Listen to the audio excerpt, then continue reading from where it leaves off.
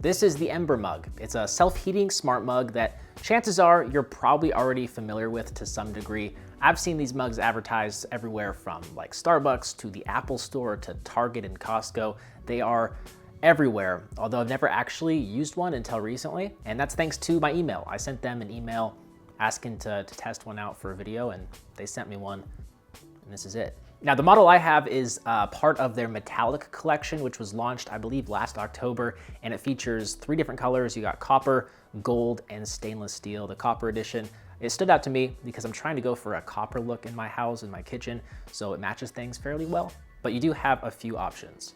The mug itself, it consists of mostly a unibody metal construction. It looks like the handle was added separately, and there's a change of materials towards the bottom where the LED light and the charging coil are located.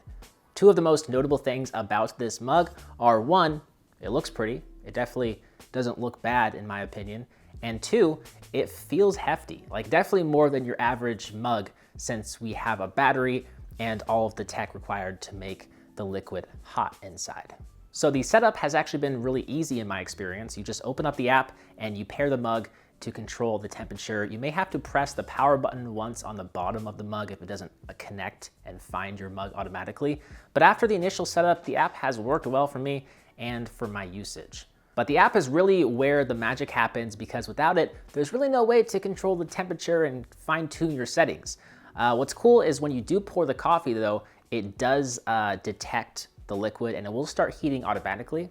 That's super nice. But the app is where you control the temperature, which you can set between 100 and 145 degrees Fahrenheit. You can also use Celsius if that applies to you. You live outside the US. And just throwing it out there, no, sadly, you cannot keep drinks cool with this mug. It only acts as a little heater. Now, I can say that it really does work pretty darn well.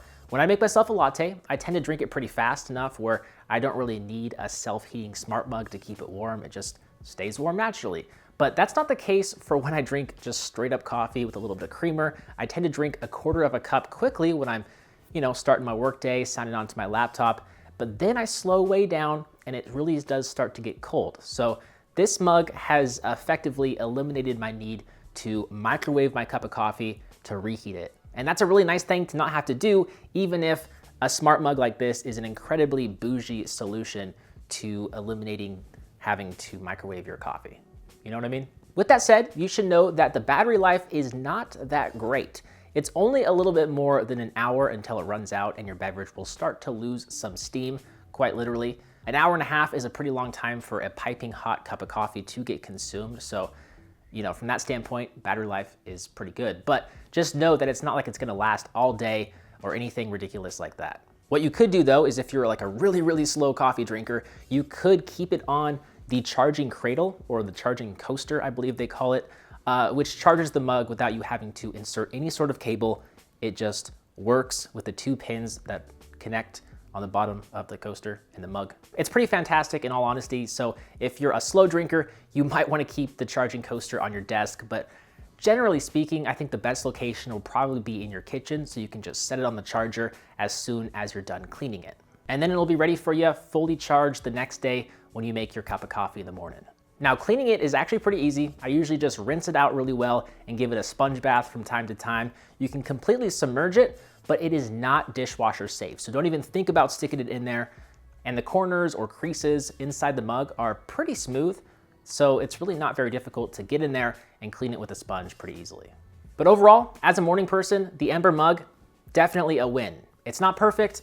Even more battery life would be great, and a large 12-ounce or 14-ounce reservoir for the liquids would be nice too, because the 10-ounce size we have here is a little bit on the small side. They do have a larger travel size mug and a larger standard Ember Mug that has like, I think it's a 14-ounce reservoir.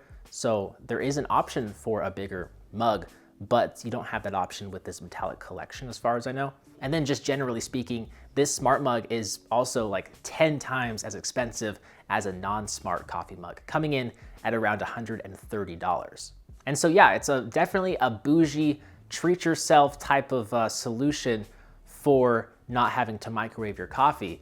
But it also is 2021. I think it is a year to treat yourself after last year. So if you are interested, you drink a lot of coffee and you don't drink it fast enough, I'll place a link in the description to maybe pick up this Ember Smart Mug over on Amazon. Add it to your wish list. Maybe just make an irresponsible purchase buy. I don't know. With that said, if you have any questions that I didn't address in this review, let me know down below. As always, I'm BoHD from Slash.tv. Hope you enjoyed this video. Thank you for watching, and I'll see you right back here in the next one. Still piping hot. Peace.